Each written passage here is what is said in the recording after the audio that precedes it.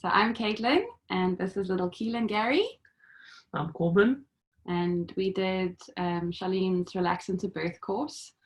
We started a little later than we'd wanted to, so we had to catch up on our episodes. And luckily we made it through the course before Cealyn was born. And the reason we started the course was we wanted to do the course in person with Cealyn, obviously. But due to COVID, everything changed and the world became a very different place. And we found out that Cealyn had the online course. And so that was obviously the best thing that we could do. And we felt, I can't really explain it, but we felt that it was the right thing for us. We'd gone, you do your homework and you find all these different things. And Cealyn just seemed to speak to us. It seems to work. So we started the Relax into Birth course together. And I'll admit we were kind of bad. We were like, we're going to do it this night every time. And it didn't always happen that way. But the times we did we enjoyed it. Hey? We eventually set times when we're like, okay, maybe we're going to relax and just do it in the bath and listen to the affirmations. And it turned out to work. It worked out pretty well in the end. We just sat there taking in all the information that was on the course, and it proved to be a good environment for it. Yeah, it was really nice. We just both relaxed in the bath together. We had candles going, so we almost created like the birthing environment when we were doing the course, which was actually really nice for us. And I think in a way it helped us remember the stuff from the course because you put yourself in your happy place, I guess.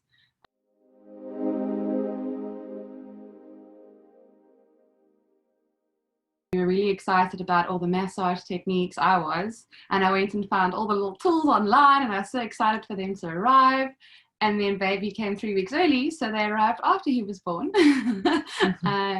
So doula dad did the best he could with hand massage and everything, which was amazing for me. But yeah, so we did the course, and then we just finished.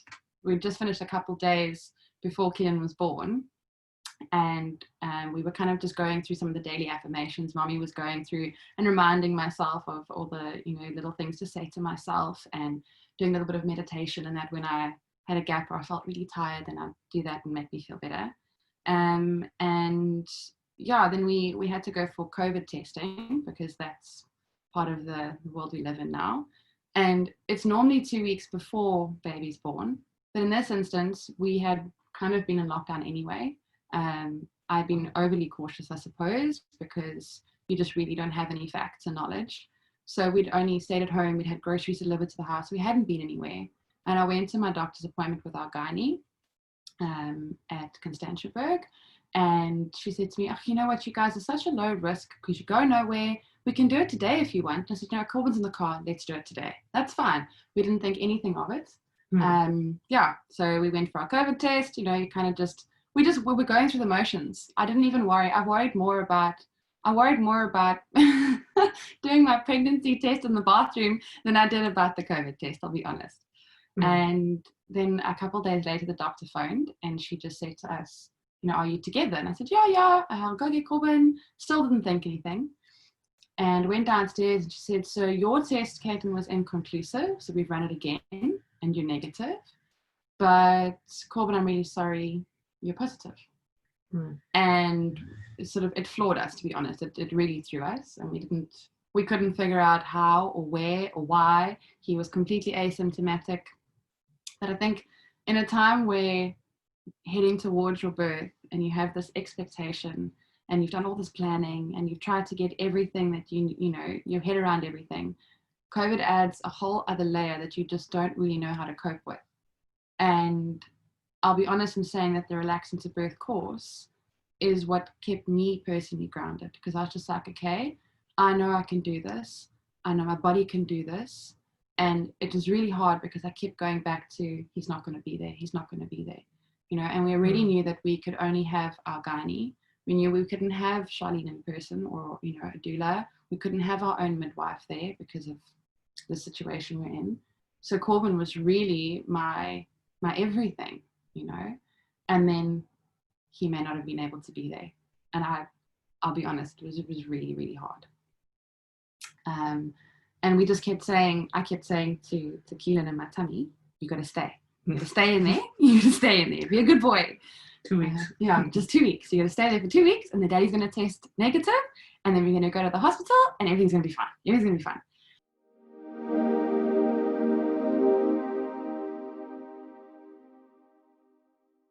Planning for childbirth is not planning at all. You kind of just got to look at all the scenarios and make your way to understanding that whatever happens, you can only do what you can do. And if you equip yourself and your mind with the ability that I can do this, which is what the course taught us, I can do this, my body was built for this. And I just kept reminding myself of that. Everything else is on the fringes. Anything can happen, and you don't get to choose what happens either. And with that, it was a stormy night, and Corbs had gone into quarantine, so we wore masks, he wore a visor, we had no physical contact, we kept social distancing by like 10 meters away, he moved his office outside, we had no contact during the day, I was running around heavily pregnant, cooking separate meals, wearing gloves to clean dishes. It gets ridiculous, but the more ridiculous it gets, you know, you also go back in your mind, if something happens, will I blame myself? And I would. So I knew I was doing all I could, and he was doing all he could, and we just kept telling our little bean, you've got to stay inside, you've got to stay inside. And it was a stormy night, I was lying in bed, I was dreaming that I was at a bar having a glass of wine with my mom. And the next thing, I felt this pop in the dream, and I woke up, and that was my water breaking. And someone said to me that you sometimes can feel it or not feel it, and it can feel like this pop. And that's what it was. In the dream, it was like a cork popping. And then I woke up and I went, oh my goodness, was that my water breaking? And I thought, no, it's not. And then I thought, I've peed myself. I really did think that that's what had happened. I'm like, no, he can't be coming now. He's too early. Definitely too early. He's 3 weeks early now. Definitely too early. It's not that. So I went to the bathroom. Corbs was quarantining in a bedroom downstairs, so he wasn't there. And I waited and waited, and it was about 30 minutes, and I changed my pajamas and everything else, and I thought, okay, no, I think I need to tell him. Pretty sure this is my water breaking. There's this light pinky fluid. I think this is it, but I don't know, because you're a first-time mom and you don't know. And I was really trying to convince myself that I just lost bladder control, because we had to wait until Corbin tested negative.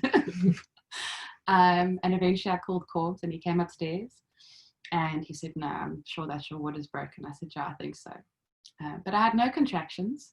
So Corbs was pretty tired, and he's like, well, I think I'm going to go back to bed. I said, yeah, no, me too. Wait until they have some contractions. Yeah, just see if the contractions are. So, okay, yeah, fine. So I lay back down in bed, and I lay there, and I could feel the baby moving. I was like, okay, he's moving, so everything's fine.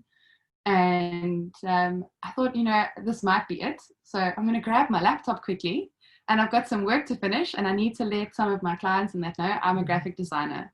So I work for myself from home. Corbs is a computer programmer. And so we both work online all the time. And I just thought, I better let everybody know that I might be having a baby today. So I should just tell them quickly. So I'm there lying in bed in my pregnancy pillow. And I think that's a contraction. Corbs.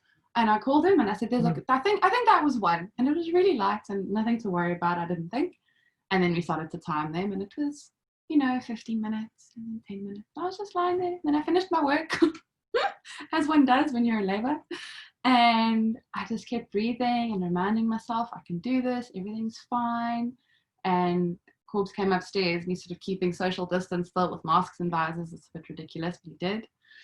And he's saying to me, now remember what Cealyn said, and we're going through all the motions, and we're remembering things. And he's saying, okay, how far apart are they? Can I massage your back yet? Do you need me to do anything? No, I'm fine. So he starts getting ready, and I said, okay, I think you can call my mom, because my mom lives here with us in the flat. And he went to call my mom, and I said to mom, okay, I think it's time to go. And we packed my bags. My mom was convinced that this child was going to be early, and bags better be packed.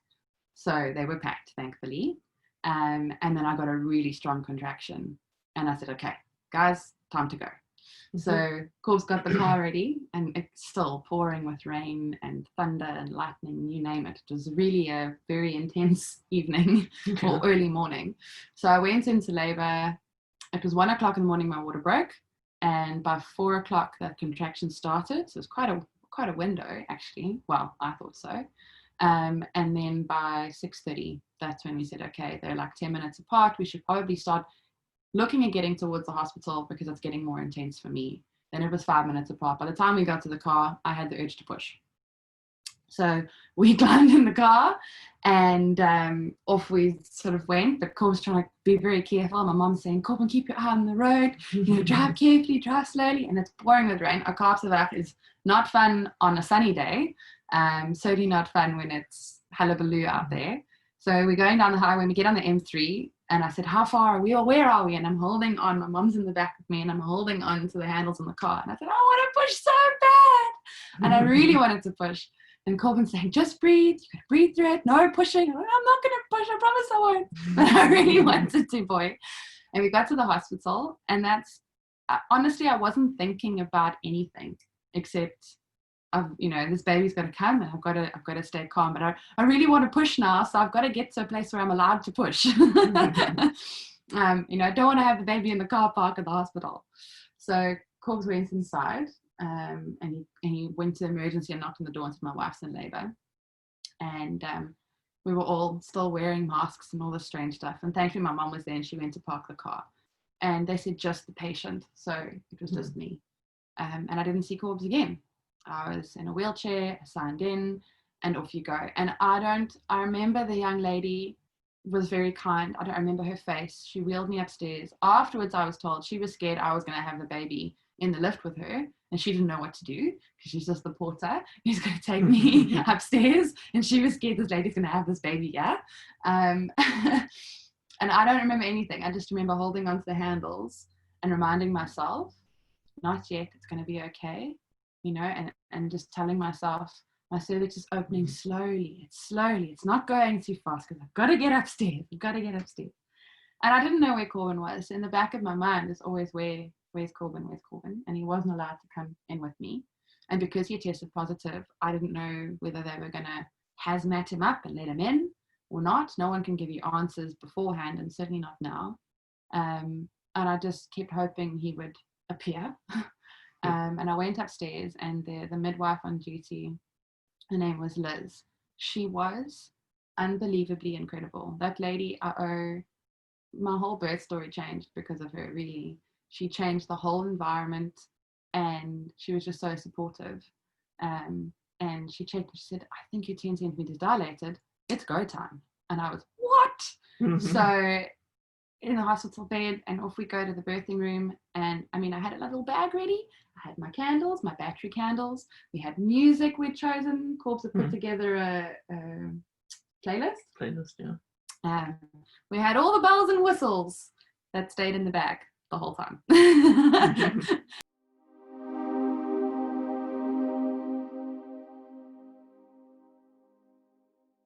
Corbs appeared and he had a mask, he had a cloth mask on already, and then he had another mask over that, and he had this plastic stuff on and gloves and the whole bang toot. So I just assumed that the hospital was happy with him being there and they'd allowed him to come in, which made me very happy. And everyone that was around me anyway had masks and gloves and the whole, they were all in PPE. So I didn't ask any questions, but he was there and I needed him, and I really needed him. And in the course, Cealyn mentions having something to grab. And before I left the house, I grabbed a little stone. I have this, what's called a worry stone. It's made from can't think of the name of the crystal, but it's made from a precious stone. And you sort of press your thumb in it. And I had that with me and I kept pressing that in my hand as my distraction. So that really helped a lot because I didn't know about that before. And I kept pressing that. And then I had Corbin next to me and he was there. And Corbs just kept the space. He held the space for us, for both of us. So. Yeah, I think the Relaxing to Birth course actually helps prepare the father quite well in terms of what to expect. For me, it was the first time this was happening to me, and I wasn't exactly aware of what everything was going to, what was going to happen. And I think Cealyn prepared a lot of that for us, especially just in terms of making sure that your wife is okay and just reminding her of the affirmations and just keeping her calm, even though Kate made sure that the whole hospital knew that he was arriving. Just keep her calm and hold space. Yeah, my favorite was Corb kept saying to me, what sound is your cervix going to make? Which is from the course as well. And so I said to him afterwards, did I roll? But it was amazing. And I think I think the biggest thing for us was, even though, you know, the situation was quite tense and our doctor arrived, and she was quite tense because she saw Corbin there. I understand, like I said, why, because she knew that Corbin had tested positive and we'd put all of those wonderful people at risk, which honestly didn't occur to us, because you're in this scenario. I'm screaming blue murder. I want this baby's got to come out now. He's coming. Corbs can hear me. He's trying to keep me calm and hold space for us. And to be honest with you, until you're there, you don't know how you're going to react. And in retrospect, you know, we wouldn't have. To me, Corbs just walked in. It was the last thing on my mind. I just wanted to be there, be with my wife, and make sure she knew I was there, holding her hand and keeping her company at least through this process.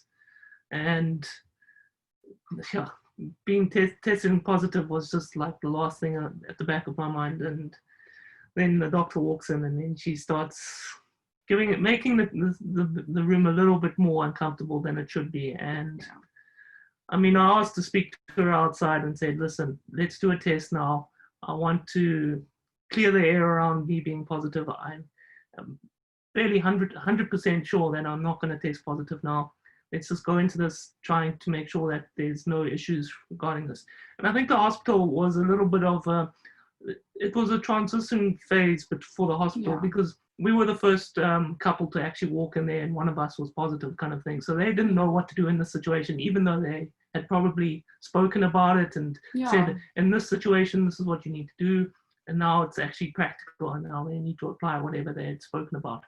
And so, I think it was just a bit of a shock for them as well to actually apply everything that they had spoken about.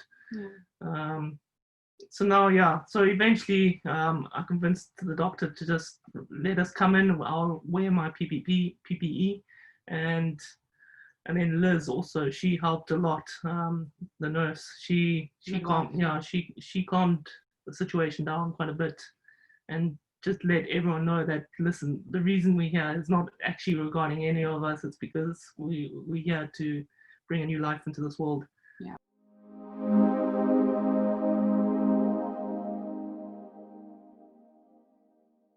The space was not, it's not your home, you know, it's not a home space, it's a hospital. But just by the people that were in the room making all that difference. And then Corbs kept massaging my lower back, and he kept doing the affirmations with me, and he kept leaning over me and saying, you can do this, you know, you can do this, your body can do this, you can do this. And you know, I kept reminding myself, my cervix is opening, I'm relaxing, my cervix is opening, I'm relaxing. And you know, then I said, okay, you know what, it's too sore now, I want the drugs. I want the drugs, because I had decided I wanted a natural vaginal birth with no pain relief. That's what we wanted. And, you know, we wanted candles and a calm atmosphere, and I wanted to labor in the bath, and I wanted music, and I want doesn't get. My mother's always told me. And what I got was a very healthy little boy who's just woken up. What I got was a very healthy little boy. I got the support of my husband, and I had the right mindset. And I think, you know, I did get a vaginal birth with no pain relief, because my mind was in the right place. My body was in a hell of a lot of pain. Scale of 1 to 500, definitely 510. But our birth progressed really quickly, because the midwife thought that I was 10 centimeters dilated. So we went straight to the birthing room, and the doctor arrived, and she said, no, you're only 3 centimeters dilated. Because he was sort of back against my back, he was in a posterior position, so his head was right against my cervix. So what it does is it makes the cervix really thin and the lining really thin. So when the midwife felt, she thought that I was dilated, but I wasn't fully dilated yet. And the doctor went, oh, no, we've still got lots of time. I didn't feel like we had lots of time. No, we got lots of time. You know, it's only, I think at that stage, it was about 7:30 in the morning. We've got hours ahead of us still. Girl, you're going to have to hunker down and, you know, go and bear it. I'll be back later, you know. And so the doctor said she'll come back, and we're just going to have to labor through this. And I thought, oh, okay, time for candles and things. Because, you know, it comes and goes. And then I had these pockets of, oh, okay, it's not so bad. I can, I'm all right. This isn't so bad. This is easy. And then the next thing, the pain came big time, and I didn't want the birthing ball, and I didn't want to be on all fours on the floor anymore, and standing up wasn't working, and lying on my side was probably the most comfortable I was, probably because he was in that posterior position. So being off my back, any pressure off my back was helping.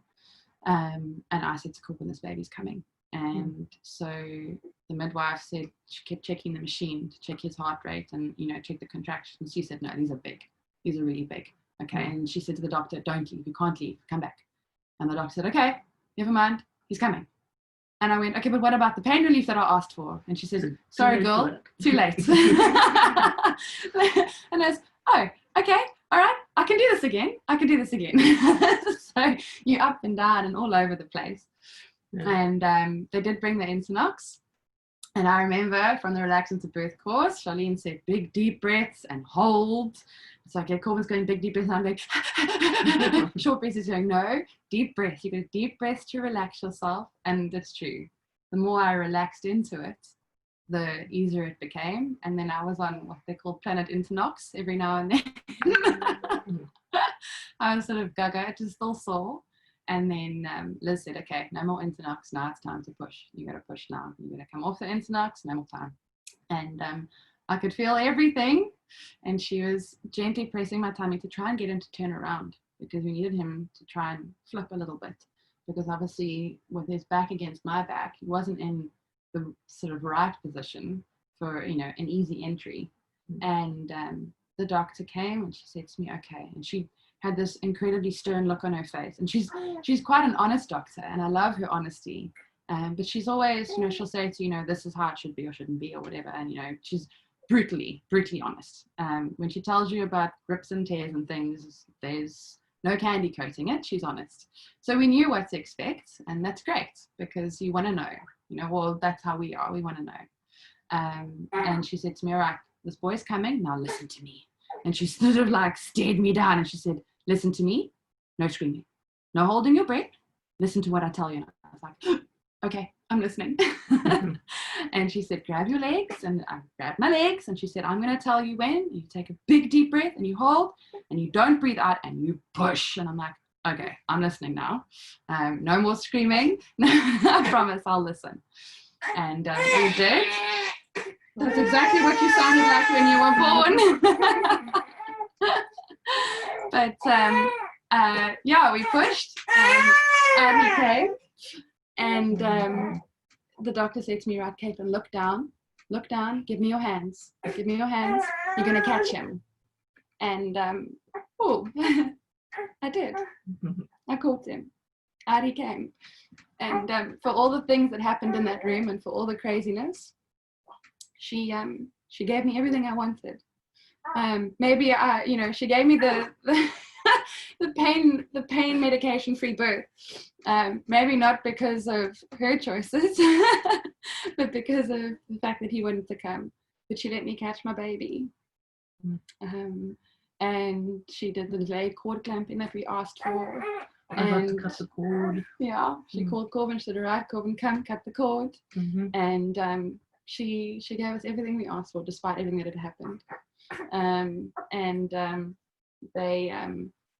He latched almost immediately. So he was on my chest within seconds. And Liz, the midwife, she helped him latch quickly, and we had skin to skin time. Yeah, it was amazing. It was really, really incredible.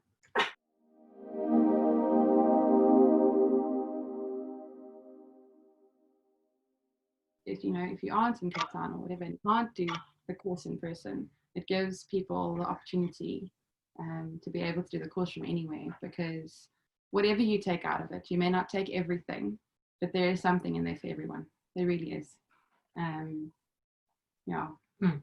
I'm very glad that we did what we did, because otherwise I think I might have been a neurotic mess. Which we weren't, and haven't been since. And he isn't either. He's a very good boy. So The atmosphere you bring him into the world into is also something that stands out for us. Cealyn and I've stolen it 100 times. Is you always say earthside. You say that the babies are earthside, and we absolutely we love that. We really love that.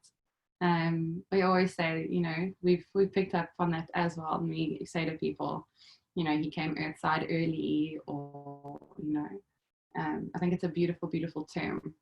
I honestly feel that the Relax into Birth course is what got us through, because we didn't use all the tools. We didn't use everything we were supposed to be using. We didn't remember everything. We remembered what we could, and we applied it. Boy, did we apply it, the things we remembered. But it gave us the confidence that we needed, and it gave me the confidence I needed to know that I could do it.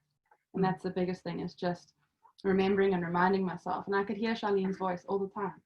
You know, I could hear the soft, gentle voice in the back of my head reminding me that I was built for this. Yeah, and Corbs was an incredible doula dad. He was a really good doula dad. He created a safe space for little Bean and I, and he was supportive, and he never left my side, ever. Oh. Okay. Okay.